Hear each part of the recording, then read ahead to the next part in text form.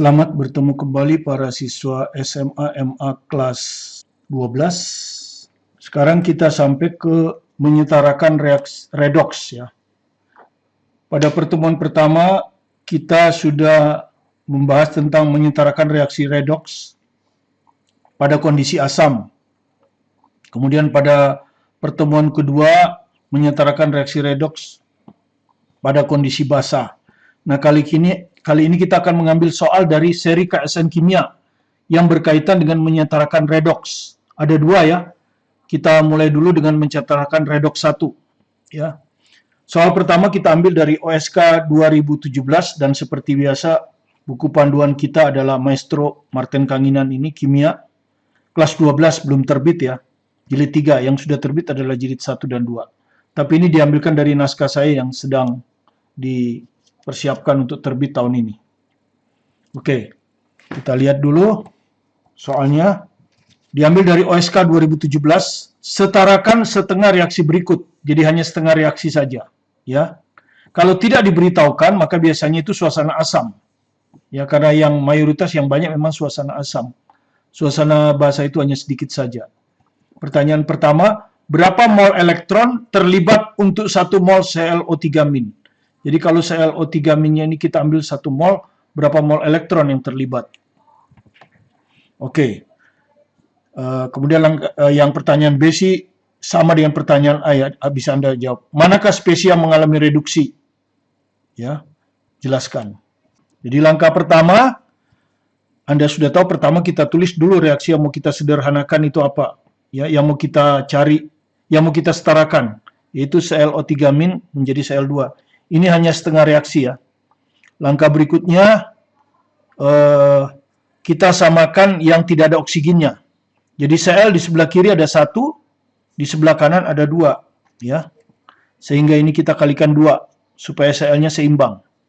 Itu langkah kedua kan. Jadi langkah ke-1 dengan langkah kedua ini.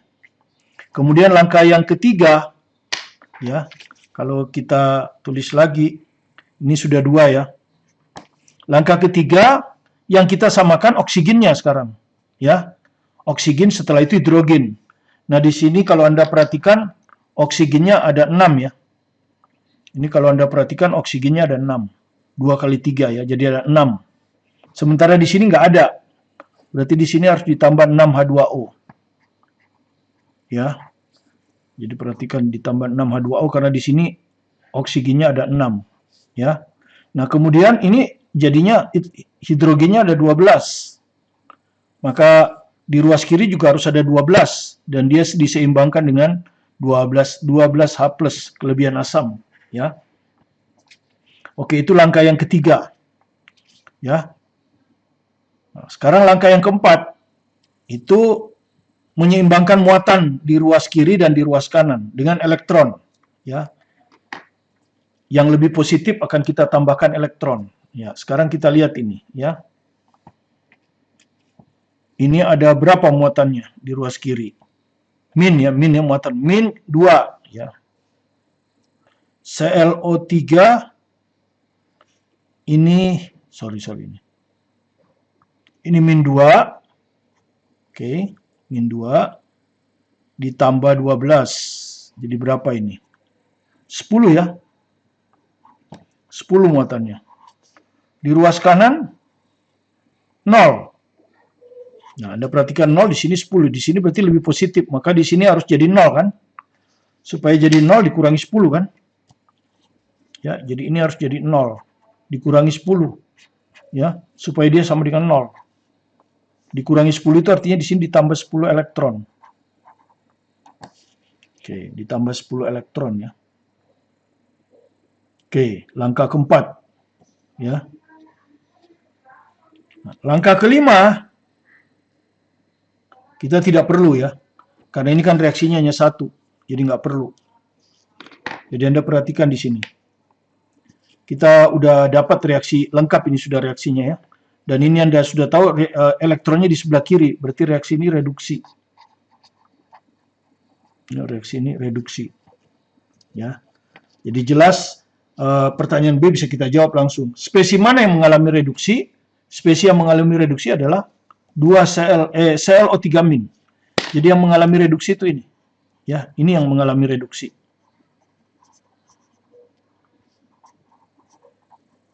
Menjadi Cl2. Oke.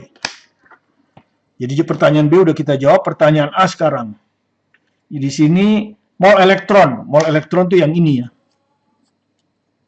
Ini mol elektron. Terlibat untuk 1 mol. 1 mol ClO3-. Ini ada 2 kan. Jadi kalau Anda perhatikan di reaksi ini, 2 mol ClO3 terlibat 10 mol elektron. Ya, 2 mol ClO3 terlibat 10 mol elektron. Yang ditanya bagaimana kalau 1 mol, gitu. Jadi kalau 1 mol ClO3 terlibat, ya tinggal 1 dibagi 2 kan gitu ya. 1 mol per 2 mol, gitu, untuk ClO3. Ya, dikali jumlah elektronnya 10. 10 mol elektron. Maka dia akan sama dengan 5 mol elektron. Ya, ini jawabnya. Ya. Jadi untuk 1 mol ClO3 akan terlibat 5 mol elektron. Pertanyaan B udah kita jawab tadi ya. Spesies yang memperoleh elektron mengalami reduksi ya. Spesies yang memperoleh elektron mengalami reduksi. Reki kan, reduksi kiri. Nah, karena ClO3- ini memperoleh elektron, maka ClO3- ini adalah spesies yang mengalami reduksi. Ya, sudah kita jawab ya tadi. Oke, itu soal yang pertama ya, OSK 2017. Soal nomor 2 kita ambilkan dari OSK 2019. Ya, kalau tadi OSK 2017, ini OSK 2019. Di laboratorium gas klor itu Cl2 ya, dapat dibuat dari reaksi antara HCl dan MnO2. Jadi HCl direaksikan dengan MnO2. Reaksi belum setaranya seperti ini. Jadi MnO2 padat ditambahkan dengan larutan HCl menjadi Cl2 gas. Ya. Jadi ini yang dibuat kan. Lihat, hasilnya adalah ini MnCl2 garam ini larut. Ya, larutan garam ditambah 2H2O liquid cair. Tunjukkan spesies mana yang mengalami reduksi dan spesies mana yang mengalami oksidasi. Nah, biasanya kan kalau setengah reaksi kita selesaikan dulu setengah reaksinya. Nanti kita lihat spesies mana yang memperoleh elektron dan spesies mana yang membebaskan elektron atau kehilangan elektron. Ya. Tapi karena di sini kita langsung ditanyakan A, maka kita misalnya kalau mau jawab langsung maka kita harus menggunakan bilox, bilangan oksidasi ya. Jadi karena sebelum menyetarakan reaksi redoks sudah diminta menentukan spesies yang mengalami reduksi dan oksidasi, maka kita gunakan bilox, bilangan oksidasi. Ya, jadi kalau bilangan oksidasinya berkurang, ya ada salah satu unsur pada suatu spesies biloxnya berkurang, ya. Tentu di MnO2 ini Mn. Kalau di HCl ini pasti Cl-. Maka kalau bilangan oksidasinya berkurang, reduksi. Kalau bilangan oksidasinya bertambah, berarti spesies itu mengalami oksidasi. Oke, kita lihat. Ini reaksinya, belum setara. Ya, kita hanya lihat bilangan oksidasi di Mn dan Cl ini. Ini pasti konsentrasi kita ke Mn dan Cl. Mn menjadi Mn ini, Cl menjadi ini. Oke, jadi kita lihat ya. Oksigen itu 1-2. Ya, bilangan oksidasi oksigen di kelas 10 Anda udah belajar, itu umumnya -2. Kalau 2 ya -4. Gitu. Sementara ini adalah senyawa, ya. Senyawa ini. Molekul tidak bermuatan. Kalau tidak bermuatan maka totalnya harus 0. Karena ini -4 maka ini +4. Artinya apa? Bilangan oksidasi Mn pada MnO2 adalah +4. Sekarang kita lihat di sebelah kanan, ya. Klor, halogen itu biasanya -1. Di sini ada 2, jadi -2.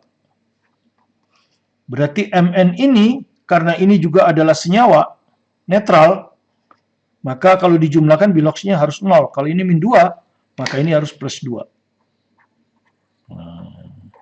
Jadi Anda udah tahu, bilangan oksidasi Mn pada spesi MnO2 plus 4 pada spesi MnCl2 plus 2. Berarti dia bilangan oksidasinya berkurang ya. Bilangan oksidasinya berkurang. Dari plus 4 jadi plus 2. Nah, kalau berkurang itu adalah reduksi ya. Reduksi. Ya, dengan demikian spesi yang mengalami reduksi adalah MnO2 ya. Spesi yang mengalami reduksi adalah MnO2. Maka biasanya HCl haruslah spesi yang mengalami oksidasi. Kita buktikan ya. Cl klor ya, halogen -1. Oke, di sini Cl2 unsur bebas. Anda sudah tahu kalau unsur bebas biloxnya 0. Nah, kalau Anda perhatikan, maka -1 ke 0 itu bertambah ya. 0 lebih besar dari -1, jadi bertambah. Nah, kalau spesi Cl ini bertambah bilangan oksidasinya, maka HCl ini akan mengalami oksidasi. Ya, begitu ya. Jadi udah jelas di sini bilox Mn pada MnO2 berkurang. Yang berarti spesi MnO2 mengalami reduksi. Sebaliknya bilox Cl pada HCl bertambah. Yang berarti spesi HCl, ya jadi harus di kiri ya. Spesi HCl mengalami oksidasi. Ya. Ini juga nanti disebut spesi MnO2 ini mengalami reduksi, jadi dia oksidator. Ya. Jadi yang mengalami reduksi itu oksidator. Jadi ini oksidator ini. Sementara spesi HCl, di mana bilox dari Cl bertambah, itu mengalami oksidasi. Maka spesi HCl ini disebut juga reduktor. Ya, kayak gitu kalau mau lengkap. Oke, pertanyaan A sudah terjawab. Pertanyaan B sekarang. Ya, pertanyaan B. Setarakan reaksi di atas dengan menggunakan metode setengah reaksi. Metode setengah reaksi ya. Jadi langkah pertama kita pisahkan ya. MnO2 menjadi Mn2+. Kemudian Cl- menjadi Cl2. Kita pisahkan kan. Itu langkah pertama. Kemudian langkah kedua, samakan unsur selain O. Jadi O-nya kita hapus nih. Mn di sebelah sini 1, di sebelah sana juga 1. Jadi udah cocok ini. Yang ini, kalau kita lihat, di kanan Cl-nya ada 2, di kiri cuma 1. Berarti ini harus dikali 2. Nah, begini. Ya. Kemudian langkah yang ketiga yang kita sesuaikan adalah oksigennya kan. Jadi oksigen dulu baru hidrogen. Oke. Oksigen. Ya, Anda perhatikan. Di ruas kiri oksigennya 2. Di ruas kanan nggak ada. Berarti supaya seimbang di sini ditambah 2 molekul air. Ya, maka di sini akan ada 4H, maka di sini ditambah 4H+. Oke, ya itu langkah ketiga. Kemudian yang ini 2 Cl- menjadi Cl2. Tidak ada oksigennya, sudah cocok. Ya, jadi langkah ketiga sudah ya menyamakan oksigen ya dan hidrogen. Kemudian langkah keempat sekarang. Langkah keempat menyamakan muatan. Ya, sekalian aja menyamakan muatan. Di sini muatannya berapa? 0, ini 4. Muatannya 4 di sini. Ya. Di sini muatannya cuma 2. Berarti di sini kelebihan ya, harus jadikan 2. Berarti ditambah 2 elektron. Anda sudah mahir ya. Ditambah 2 elektron. Karena ini harus dikurangi 2.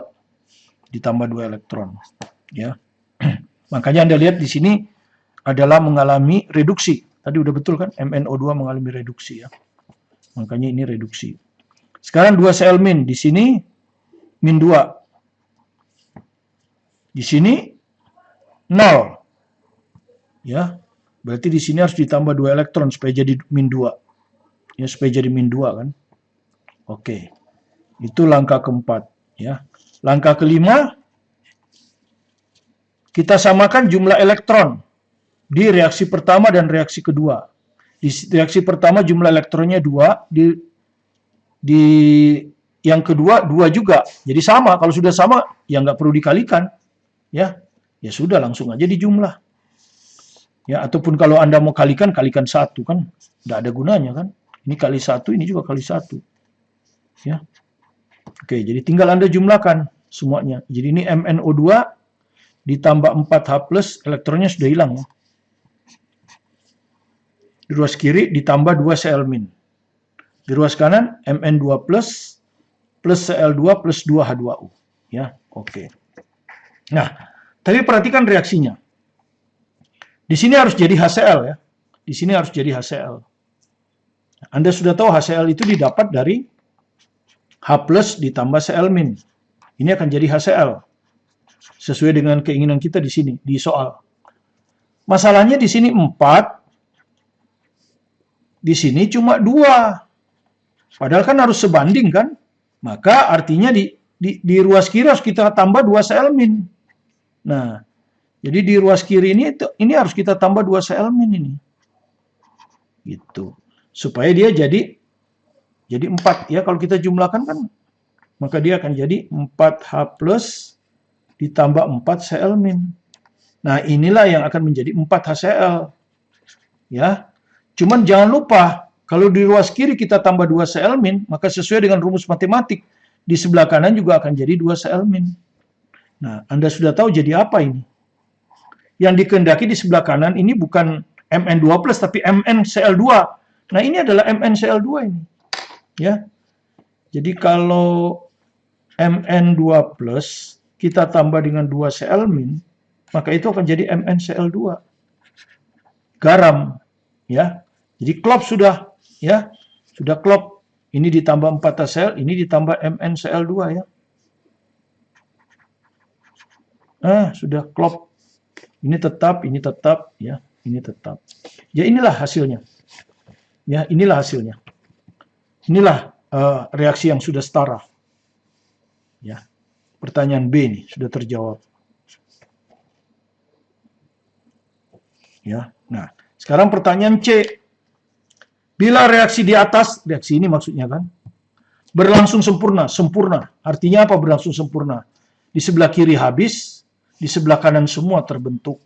Artinya sesuai dengan angka koefisien reaksinya.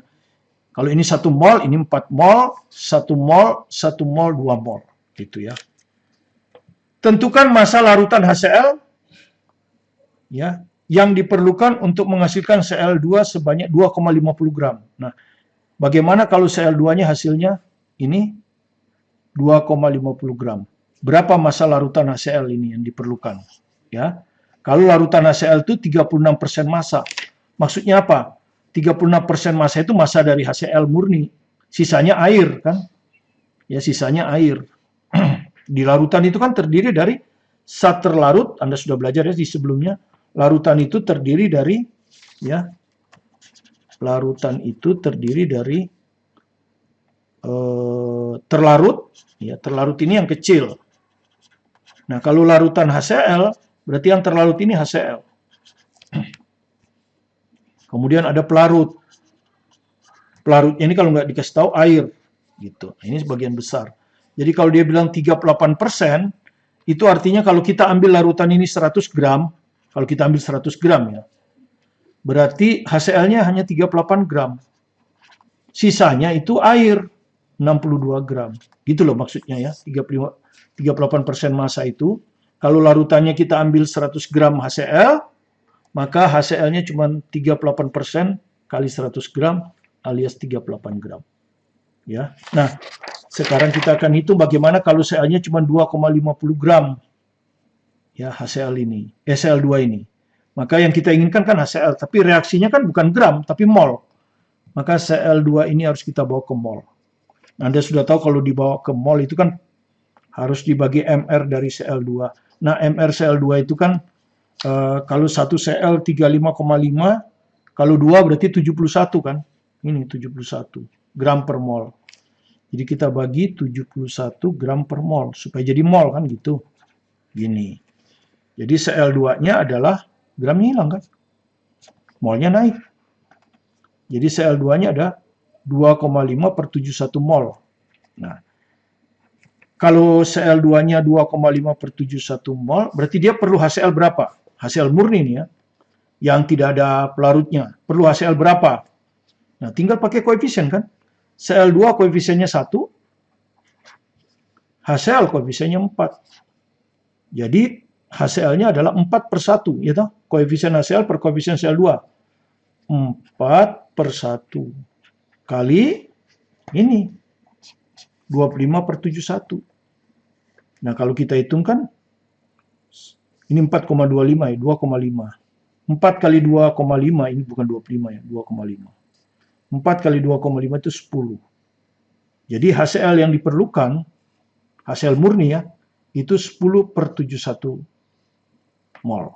Ya, perlu HCl sekian. Yang murni, bukan larutan. Nah, Cl2 itu 10 per 71 mol. Ya, HCl soalnya. Perlu HCl 10 per 71 mol. Tapi ini bukan larutan ini, HCl. Ya, dan Anda sudah tahu HCl itu hanya 38% ya. HCl itu hanya 38% dari massa larutan. Dari massa larutan HCl. Ya. Dari massa larutan HCl. Massa itu gram. Jadi kita jadikan gram dulu ini, HCl ini ya. HCl ini kita jadikan gram dulu. 10 per 71 mol. Kita jadikan gram, berarti kita kalikan mr ini kan. Berapa gram ini terlarut? Ini kan terlarut ini. MR-nya ini 1, ini 35,5, jadi 36,5 ini. Ya, 36,5 ini kan artinya 36,5 gram per 1 mol. Jadi kita kalikan di sini ya. Molnya di bawah kan. Gramnya di atas. Nah, ini hasilnya. 10 kali 36,5 itu 365 per 71 gram. Ini HCl ini. Ini adalah 38% aja dari massa larutan HCl. Berarti massa larutan HCl-nya berapa? Ya. Larutan HCl itu artinya HCl tambah air ya. Gitu. Harus sama dengan, lebih banyak toh, harus kebalikan dari ini kan. Jadi 100 per 38 kali ini. 365 per 71 gram. Inilah massa larutan HCl yang diperlukan. Ya. HCl-nya hanya 38%, ya. Jadi ini tuh 38%. Ya. Nah, kalau larutan HCl kan 100%.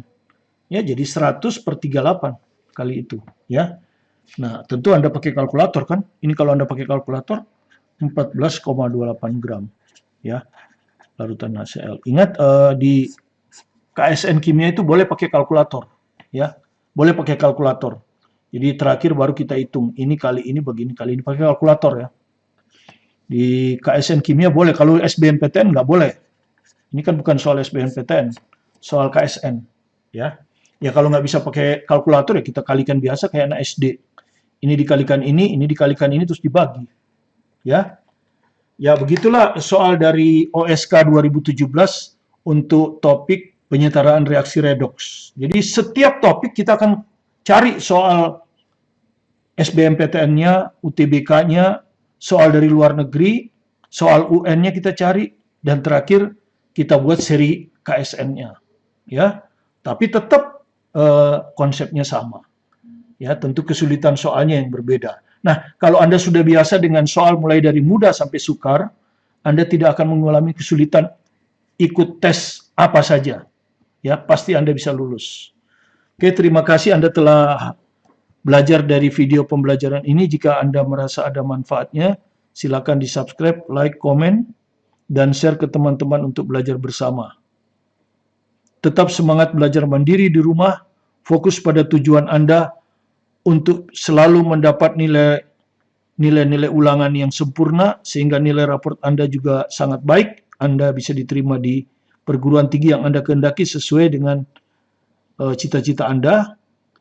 Namun juga Anda harus mempunyai rencana cadangan dengan selalu belajar soal-soal yang sesuai dengan UTBK, supaya jika Anda harus menempuh UTBK, Anda pasti lulus. Sukses bersama Anda, bersama saya Martin Kanino.